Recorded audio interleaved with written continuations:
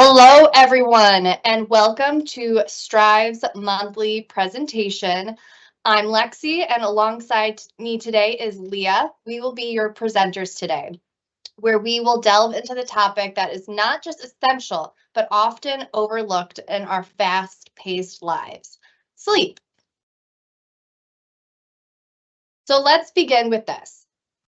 Research indicates that individuals who consistently achieve 7 to 9 hours of sleep per night have a 33% lower risk of developing cognitive decline compared to those who suffer from inadequate sleep. Yes, you heard it right. A simple adjustment in your sleep routine can significantly safeguard your cognitive health. But that's not all. Adequate sleep doesn't just benefit our mental facilities, it also extends a protective shield around our physical well-being. So consider this. Adequate sleep has been linked to a staggering 42% decrease in the risk of heart disease. Just imagine the impact of a few extra hours of sleep each night could have on your heart health. And if that's not convincing enough, let me share this: that individuals who consistently get enough sleep enjoy a 50% lower risk of obesity. Yes, your bedtime routine might just be the key to maintaining a healthy weight and warding off the risks associated with obesity. Now, let's ponder this for a moment. We live in a society where the pursuit of longevity is a constant endeavor.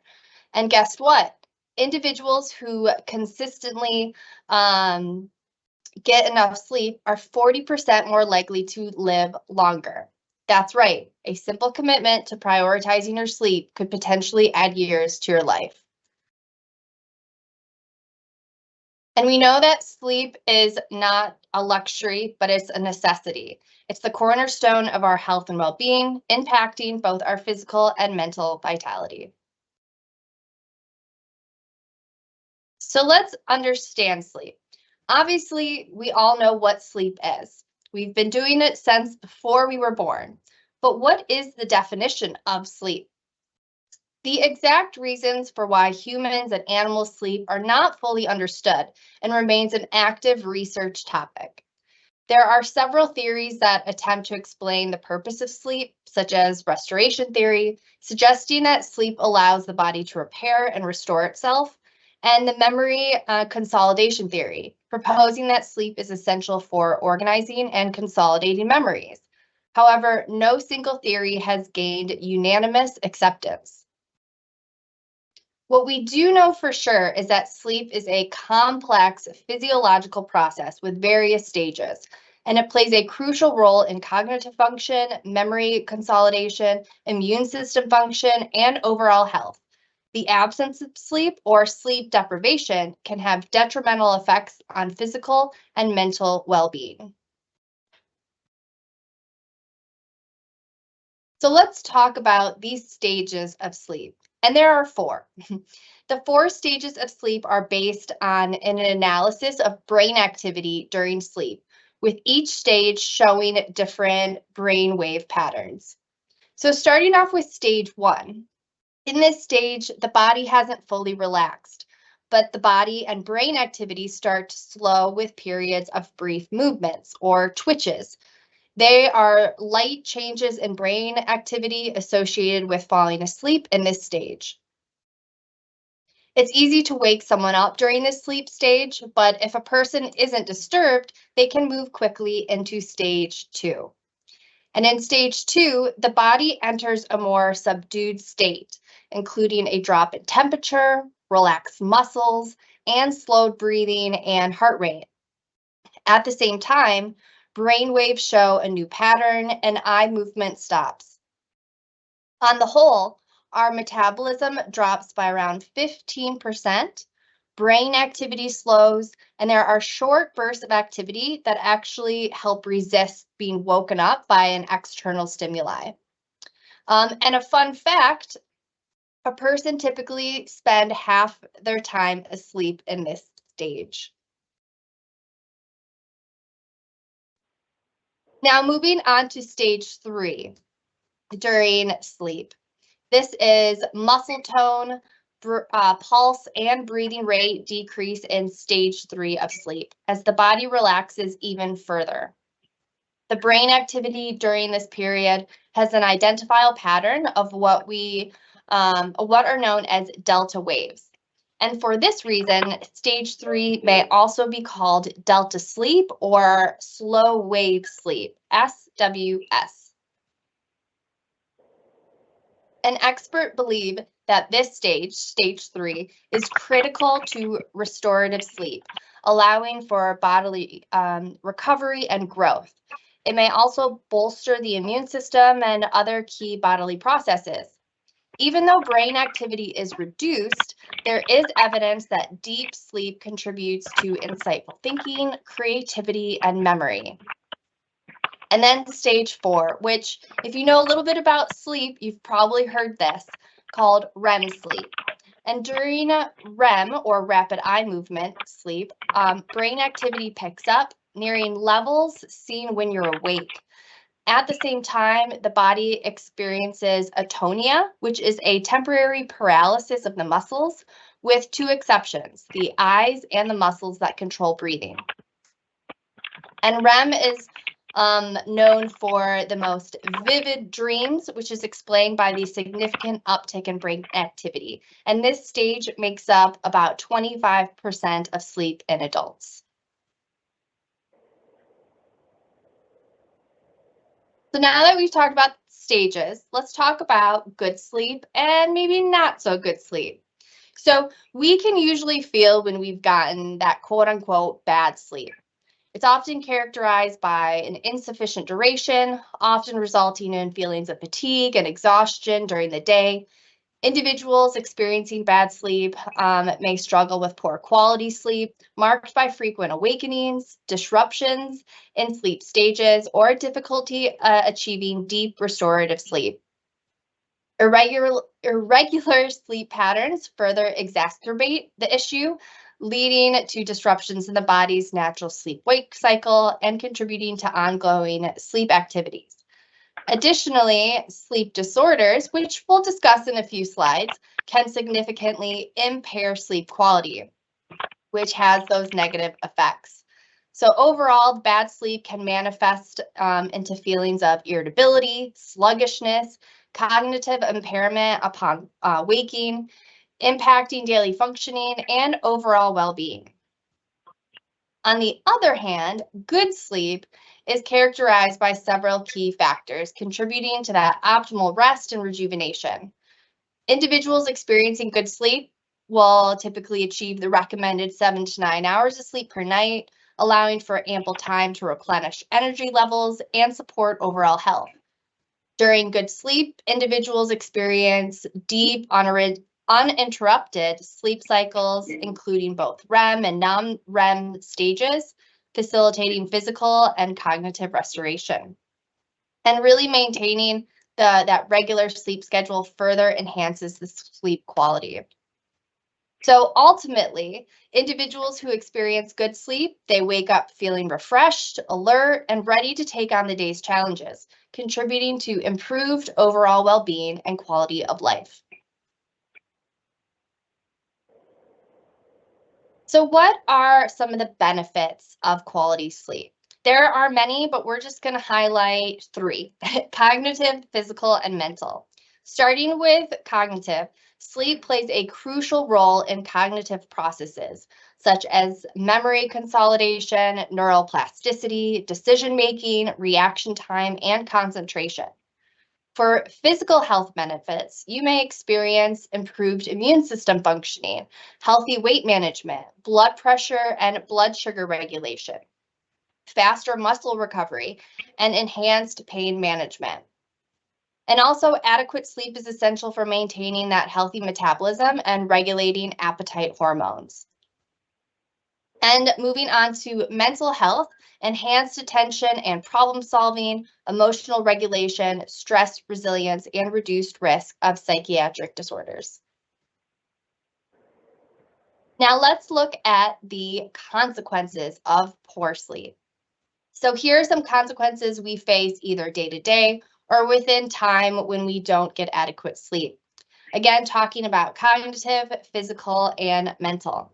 So starting with that impaired cognitive function, that's what inadequate sleep can lead to. Also decreased alertness, slower reaction times, and difficulties with learning and retaining new information. Another for increased risk of health problems. So chronic sleep deprivation has been linked to various health problems, including obesity, type 2 diabetes, cardiovascular disease, and weakened immune system. Additionally, insufficient sleep can disrupt our hormonal balance, leading to increased levels of stress hormones like cortisol, which can further contribute to health issues over time. 51% or more than half of Americans say their symptoms prevent them from getting enough sleep. And again, those symptoms can include back pain, joint pain, and heartburn. And sleep and mental health issues are closely intertwined, with inadequate sleep contributing to an increased risk of mood disorders such as depression and anxiety. Sleep disturbances can exacerbate existing mental health conditions and can lead to irritability, mood swings, and emotional instability. 41% of Americans say their anxiety over what will happen the next day keeps them up at night. And a good 31% also say replaying the day's events contributes to their sleepless nights. Other reasons why Americans don't get enough sleep: temperature plays a role, with 31% saying it's either too hot or too cold to sleep. 28% say too much caffeine is to blame. And then a small percentage say, about 9%, blame their dogs and cats for this insufficient sleep. Now let's talk about some common sleep issues. There are more than 100 million Americans of all ages who are not getting an adequate amount of sleep. And about 70 million people in the United States suffer from sleep disorders. And 60% of people don't seek help for their sleep problems. Now, I said common sleep issues because there are over 80 different kinds of sleep disorders, but we'll just be focusing on these four: insomnia, sleep apnea, restless sleep syndrome, leg syndrome, and then narcolepsy. So insomnia varies in how long it lasts and how often it occurs. About 30 to 40% of adults in the US complain of insomnia, and worldwide, it varies between 10 to as high as 60%. For sleep apnea, people with untreated sleep apnea will stop breathing repeatedly during their sleep, and this can be caused by an obstruction or failure of the central nervous system. And then restless leg syndrome, or RLS. This is a sensation brought on by resting, such as lying down in bed, sitting for prolonged periods, such as when you're driving or if you're at a theater. And it often occurs in the evening, making it difficult to fall asleep or stay asleep. And then lastly is narcolepsy. People with narcolepsy experience excessive daytime sleepiness and intermittent, uncontrollable episodes of falling asleep during the daytime. And sleep problems can be caused by various factors. And although causes might differ, the result of all sleep disorders is that the body's natural cycle of slumber and daytime wakefulness is disrupted or exaggerated. Now, there's 8 factors that include physical, such as ulcers, medical, such as asthma, psychiatric, depression and anxiety, for example, environmental, such as alcohol, working the night shift. This work schedule messes up that quote unquote biological clocks. Genetics, narcolepsy is actually genetic. Medications, some can interfere with our sleep. And aging. About half of all adults over the age of 65 have some sort of sleep disorder. So if you are experiencing any of the symptoms or of poor quality sleep disorders, or just worried about factors affecting your sleep, please talk to your healthcare provider. Now that we've discussed the benefits and consequences of sleep and what a normal sleep cycle is, in the next few slides, Leah will be discussing tips for getting a better night's sleep. Okay, so the first thing that you can do to ensure that you are getting adequate rest and a good night's sleep is maintaining a consistent sleep schedule. So just as babies and new puppies thrive on a regular sleep schedule to feel their best, so do you. Establish a regular sleep wake-up schedule by going to bed and waking up at the same time every day, even on the weekends. Consistency helps regulate your body's internal clock, making it easier to fall asleep and wake up naturally. Another thing you can do is create a relaxing bedtime routine. This is definitely going to look different for everybody, but it's important to develop a calming bedtime routine to signal your body that it's time to wind down and prepare for sleep. This may include activities such as reading a book, taking a warm bath, drinking hot tea or nighttime beverage of your choice, starting a nighttime skincare routine, practicing relaxation techniques like deep breathing or meditation, or listening to soothing music or a podcast. Optimizing your sleep environment is also key to a restful night. Create a comfortable sleep environment by making sure your bedroom is cool, dark, quiet, and free from distractions. It's also important to invest in a supportive mattress or pillows, use blackout curtains or an eye mask to block out the light, and consider using a white noise machine or earplugs to mask disruptive noises. You can also try using calming scents in an oil diffuser or an air freshener. You've probably heard it before, but it's true. Limiting exposure to screens before bed is also key to getting a good night's sleep. Minimizing exposure to electronic devices such as smartphones, tablets, computers, and televisions the hour before leading up to bedtime is really key. The blue light emitted by screens can interfere with the production of melatonin, a hormone that regulates sleep-wake cycles, making it harder to fall asleep. Instead, engage in relaxing activities that promote sleepiness. It's definitely worth testing out different adjustments to find out what helps your sleep the most. You don't have to change everything all at once. Small steps can move you toward better sleep hygiene. Some small tips that you can start to implement are avoiding caffeine and stimulants in the afternoon and evening, limiting alcohol consumption before bed as it can disrupt sleep patterns, and avoid heavy meals close to bedtime. Additionally, aim to get regular exercise during the day, but it's important to avoid vigorous exercise too close to bed as it might interfere with your sleep. Another tip is to use your bed for just sleep, not eating, watching TV, doing work, and so on. By taking these steps, you will reap the numerous benefits of a good night's sleep. If you struggle with getting adequate sleep, sleep supplements may be worth a try. Around 1/3 of American adults sleep less than 7 hours per night, and many of them use medications and sleep aids to try to get the sleep they need. In recent years, more people have turned their attention to natural sleep aids, with an estimated 20% of adults having tried a natural sleep remedy in the last year. Sold over the counter or online, natural sleep aids don't go through the same testing and review process as prescription medications, leading many people to wonder whether these natural sleep aids are safe and which ones might be worth taking. In general, there's definitely a lack of high quality research about the effectiveness and safety of most sleep aids, but it could be worth a try. Some research shows that melatonin offers benefits for improving sleep more generally. When taken in the evening, it may help some adults more easily fall asleep or stay asleep through the night. Another common sleep supplement is valerian. Valerian is derived from a plant and has a history tracing back to the ancient Greeks.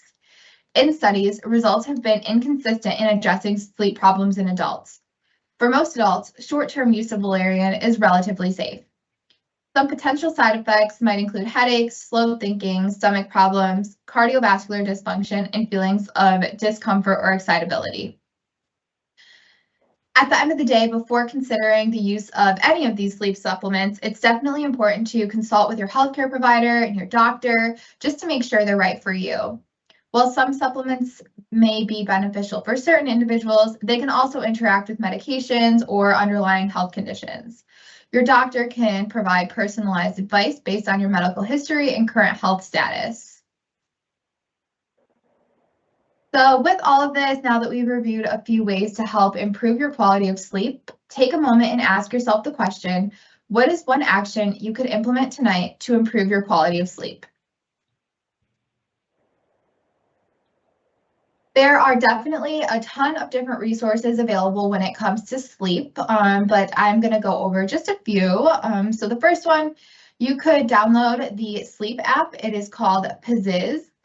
So based on the science of psychoacoustics and psychotherapeutic techniques proven to improve sleep, this app provides sequences of sound and narration which train your brain to sleep faster and wake feeling more rested. It is Apple and Android compatible, and it is completely free to download and use with select features. You could also try beginning a sleep log, which is also commonly called a sleep journal or a sleep diary. This can help you see patterns in your sleep wake-up routine that may be helping or hurting you during your quality of sleep. So really just becoming more aware of your sleep patterns and your sleep habits.